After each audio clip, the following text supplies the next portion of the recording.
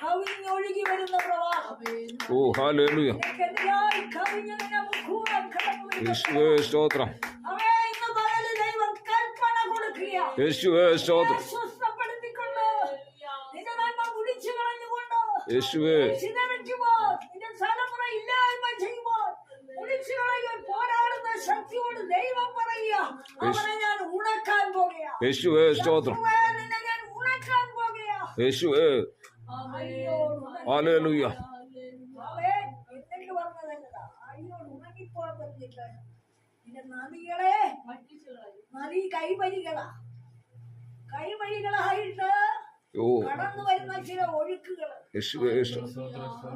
നിസ്സാരം കൽപ്പിച്ച് തമാശ പഠിച്ച് അവേ നന്മയിൽ എവിടെയെങ്കിലും കയറി ചെന്ന് അതിനെ അടച്ച് അവേ ഉത്സാഹത്തെ കെടുത്തി അവേ ഹല്ലേലൂയ വാങ്ങാതെ തന്നെ വാങ്ങി എന്ന് പറഞ്ഞ് പിന്നെ നിന്ദിച്ച് അവേ ഹല്ലേലൂയ അവേ നിന്റെ സ്വസ്ഥതകളെല്ലാം വഴികളിൽ കൂടെ ഹല്ലേലൂയ തകർന്നു കളയുന്ന ദുഷ്ട പിശാചിനോട് ദൈവം പറയുക, ഉണങ്ങിപ്പോകാൻ പോകുക. ഹല്ലേലൂയ. യേശുവിന്റെ നാമത്തിൽ. എന്നാൽ അവൻ യെശയ്യാ പ്രവചന പുസ്തകത്തിൽ തന്നെ 43:18 വാക്യത്തിൽ എന്താ പറയുന്നത്? നിങ്ങൾ ഓർക്കേണ്ട, പണ്ടുള്ളവയെ നിരൂപിക്കുകയും വേണ്ട. ഇതാ ഞാൻ പുതിയതൊന്നും ചെയ്യുന്നു.